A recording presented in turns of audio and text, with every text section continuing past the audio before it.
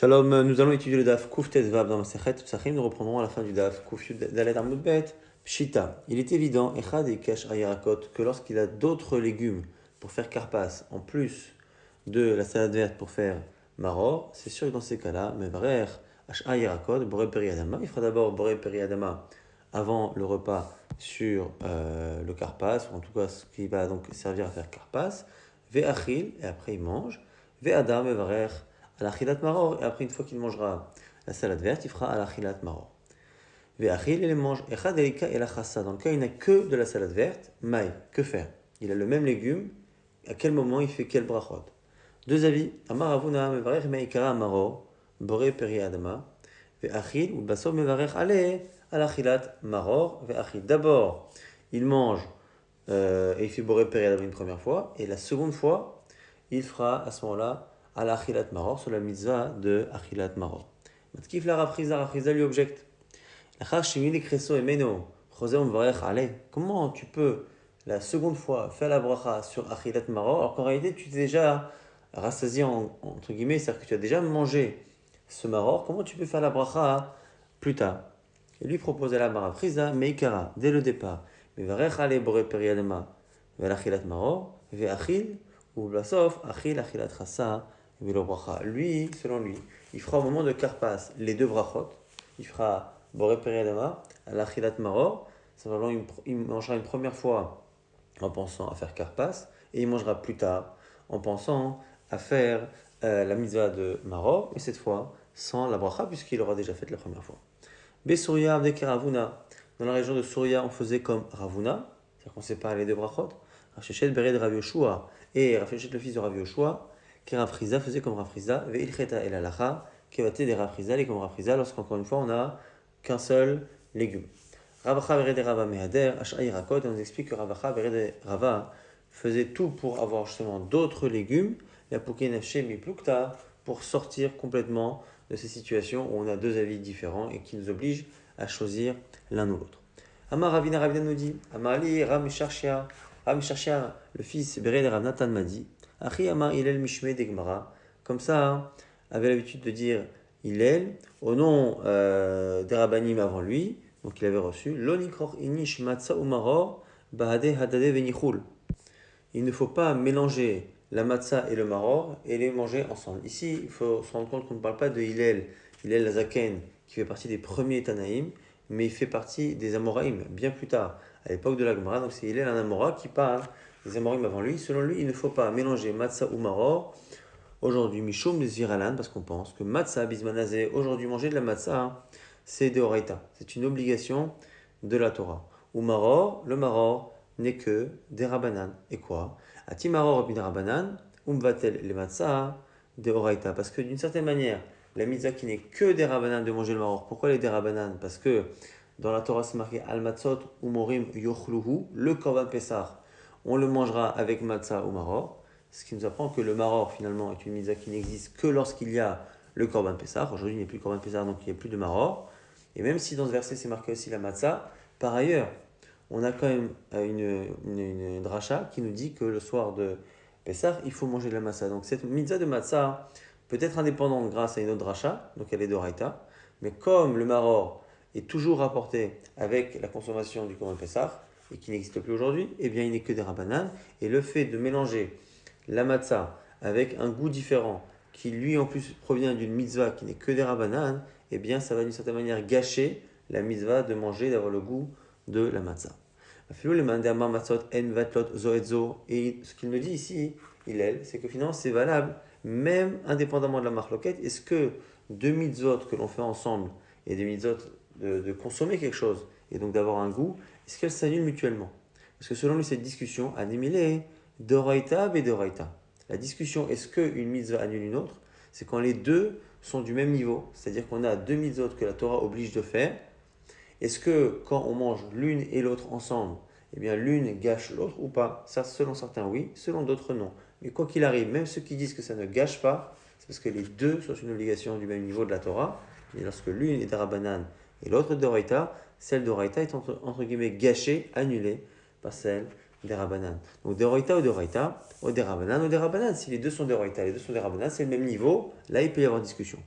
Doraita ou des Rabbanan, mais les deux niveaux différents des Doraita et des Rabbanan, c'est sûr que selon tout le monde, Ati des Rabbanan, va-t-il les Doraita. C'est sûr que la mitzvah des Rabbanan annule entre guillemets celle de Doraita. Maintenant, la Gemara va rapporter cet avis justement. Mantana des Shmartle, Mitzvot en Mevatlot zo et zo. Qui est le Tana qui déjà à la base pense que deux mitzvot ne s'annulent pas l'une l'autre, encore une fois, lorsque c'est du même niveau. On nous dit c'est Hillel. Alors cette fois, effectivement, on parle du vrai Hillel, hein, Hillel Azaken. Pourquoi? Netanya c'est marqué dans une braïta.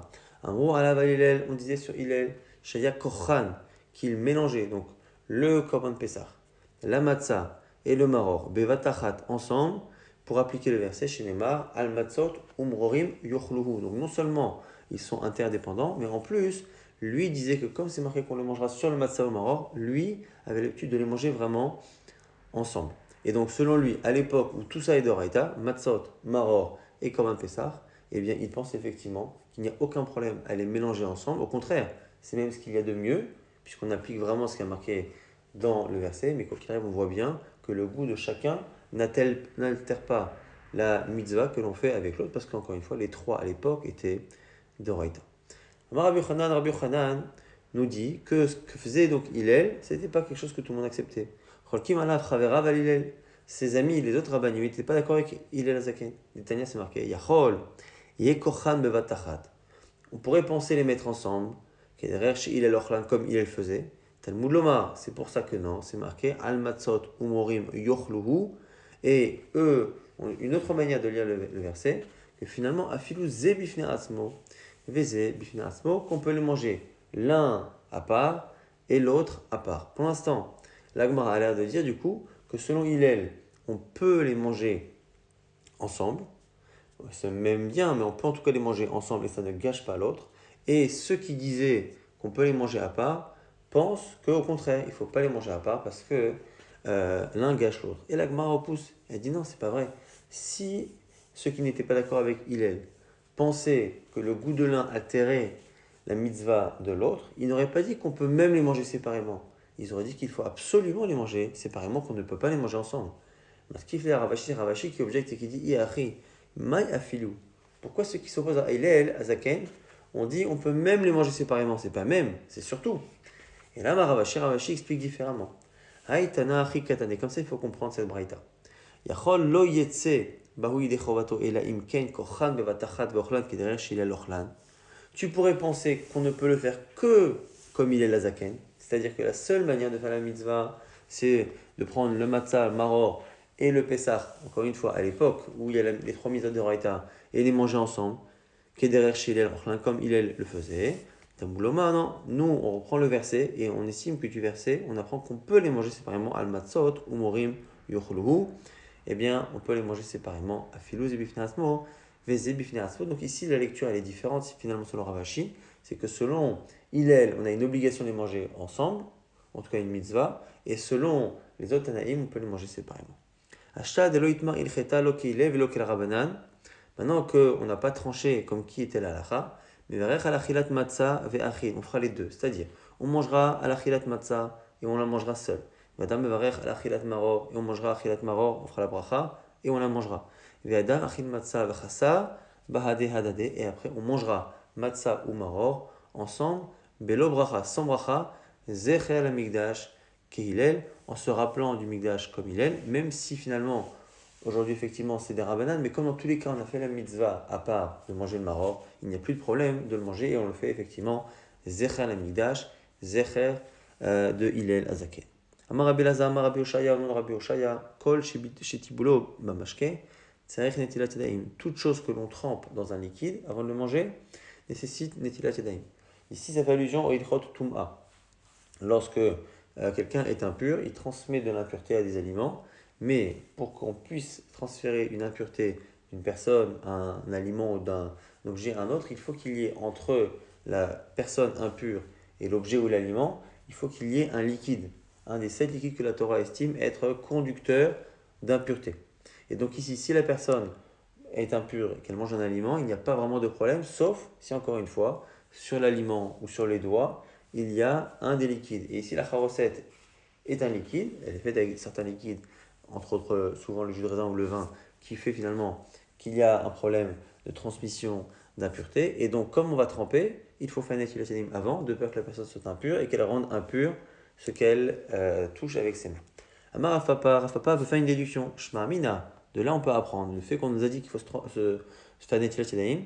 Aïchasa, que la salade verte, donc le maror qu'on trempe, tsarich lishakoe b'charoset, qu'il faut complètement le tremper jusqu'au bout dans la charoset. Pourquoi? Parce que si on ne le trempait pas jusqu'au bout, comme on verra tout de suite, eh bien, il n'y a pas de raison de se laver les mains. Parce qu'il suffirait de tremper l'extrémité de la salade, et à ce moment-là, il n'y aurait pas tellement de risque que la personne rende la chose impure. Donc, selon lui, il faudrait la tremper complètement. Pourquoi complètement? Mishum kappa.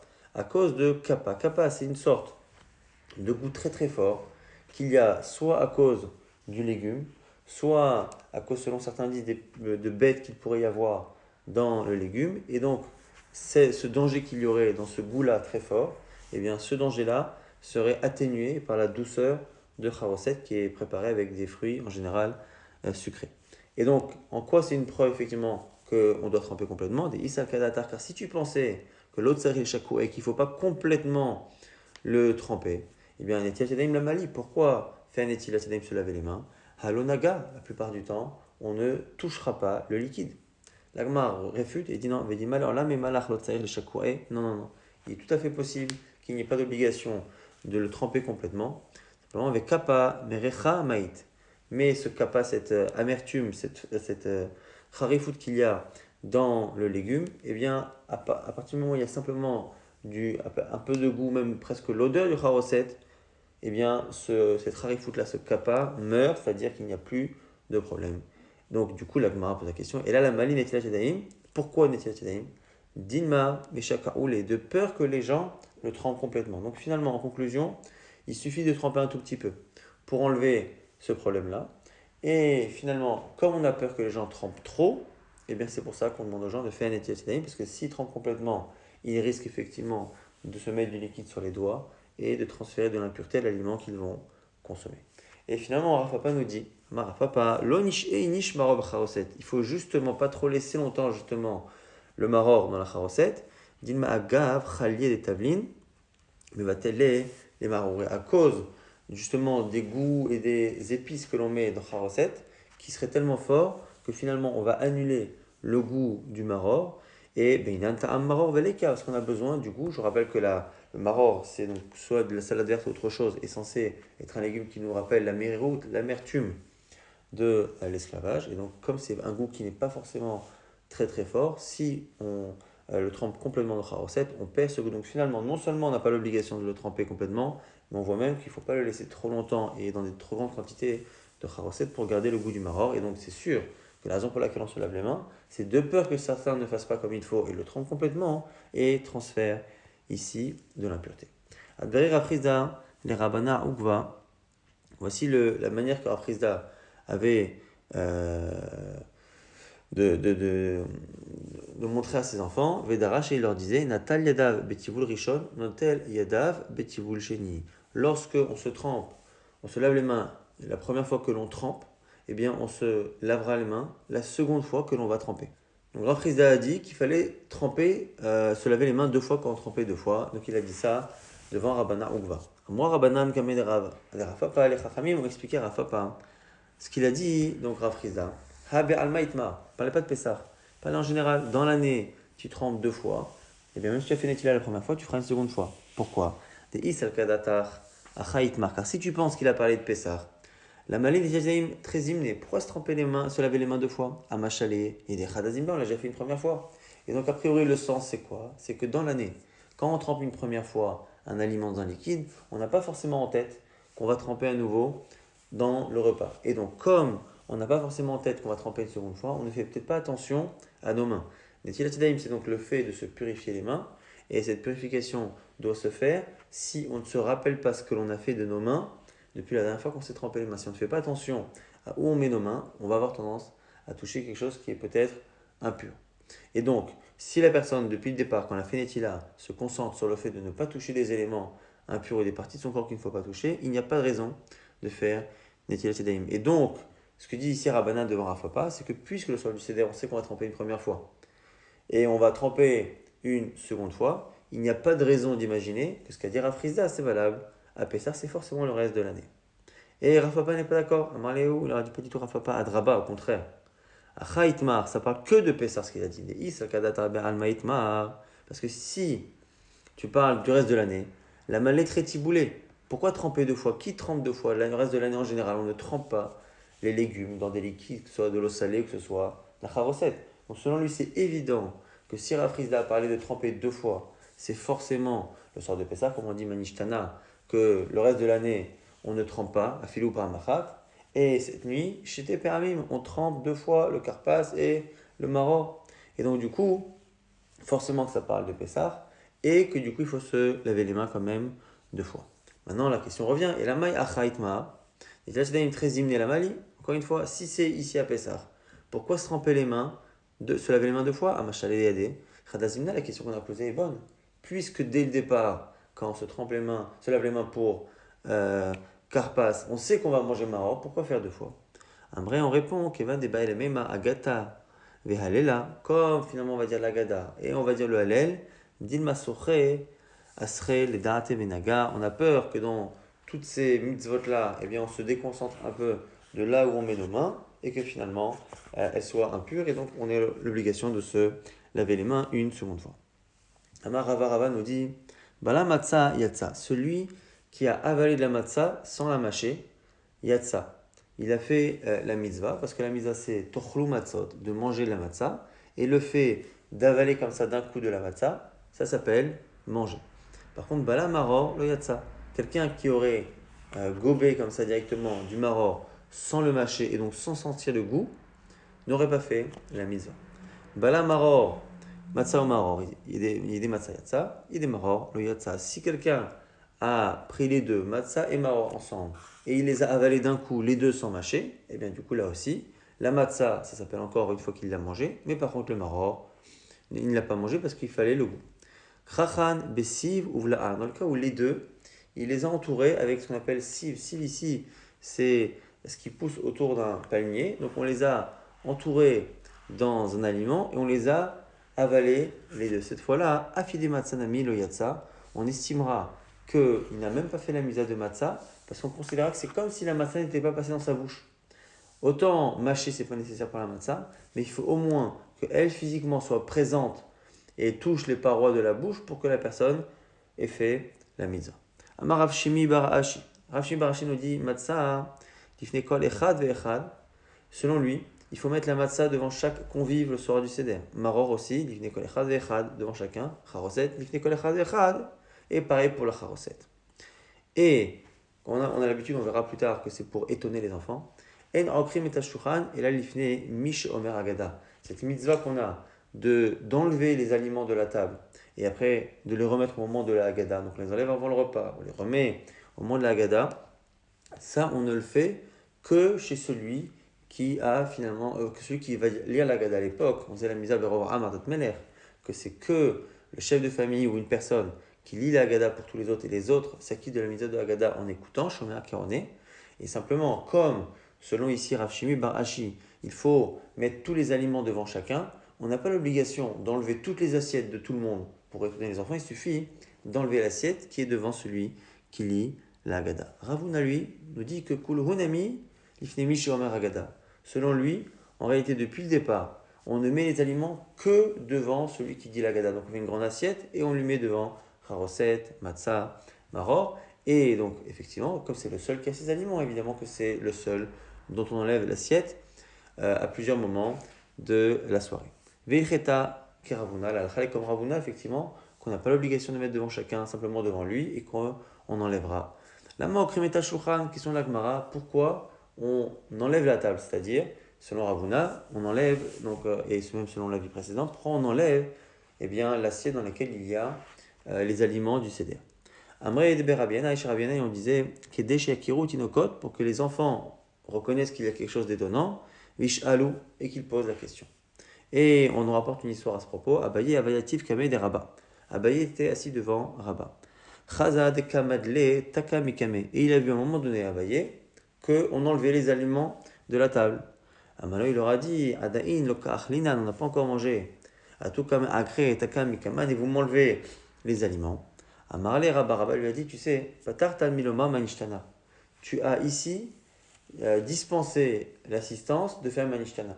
Puisque manishtana, c'est une chanson qui nous permet donc de chanter les questions que les enfants sont censés poser pour susciter la curiosité et l'envie d'apprendre des enfants. Et comme ici on a fait un chinouille, quelque chose de différent, et que tu as posé la question, eh bien, tu as finalement fait la mitzvah de Manishtana. Donc techniquement, on n'aurait pas l'obligation de lire Manishtana. Amar Shmuel nous dit Lechem Oni. On appelle la matzah, on l'appelle Lechem Oni dans la Torah, et au début de la Gada, on l'appelle Alachma Anya, donc ce pain de pauvre, ce pain de misère. Lechem Shorni Ma'ala Dvarim, lui fait une dracha. Au-delà du fait que ce soit un pain pauvre, parce que effectivement, il est composé simplement de farine et d'eau et qu'on ne rajoute pas d'autres aliments dans la matzah. Au-delà de ça, Oni Milachon, la Hanot, répondre, parler. Un pain à propos duquel on parle, on va raconter des choses, effectivement, on va raconter la Gada devant la matzah. Tanya Nami Achi, on a une braïta qui confirme ce que dit Shmuel Lamora. Lechem Oni, Lechem Shornim ala Dvarim Arbe. Lechem Oni, parce que c'est un pain à propos duquel on va beaucoup parler, sur lequel on va beaucoup parler. D'abord, Acher, autre explication. Lechem Oni, Ani Ktiv. Oni, tu vas dire que c'est pas forcément la souffrance, c'est Ani, c'est la pauvreté. Pourquoi? Ma Ani Shidar Kobe Proussa. De la même manière que le Ani en général se suffit d'une Proussa, d'un morceau de pain et non pas le pain en entier. Afkan, là aussi, Beproussa, quand on va effectivement faire la bracha de Achilat Matzah, on va couper la matzah. Autre explication d'avoir Acher, Madar Koshelani, Humasik ve Ishto Ofa, Afkanami, Humasik ve Ishto Ofa. De la même manière qu'en général, les pauvres, comme ils ne voulaient pas dépenser du combustible, eh bien, pendant que la femme préparait le pain, le mari chauffait le four pour que rapidement on puisse enfourner et ne pas chauffer un four pour rien, eh bien, c'est la même chose pour Pessah. Eh bien, pendant que la femme prépare la pâte, le mari chauffe. Alors cette fois ici, c'est pour une autre raison. C'est parce qu'on a peur que la pâte lève avant la cuisson et que ce soit Hametz. Mais en tout cas, ce sont ici trois explications qui sont données par la Braïta. Soit comme Shmuel, parce qu'on parle au sujet de la Gada, on parle donc au sujet de la Matzah. Soit parce qu'on la coupe, comme un pauvre dans l'année qui coupe son pain parce qu'il n'a pas les moyens. Soit parce qu'on fait très attention d'être plusieurs, en général mari et femme, mais en tout cas plusieurs, à préparer le pain dans l'année, le pauvre parce qu'il n'a pas les moyens de chauffer le four longtemps, et ici à Pessah pour éviter que ça devienne Hametz.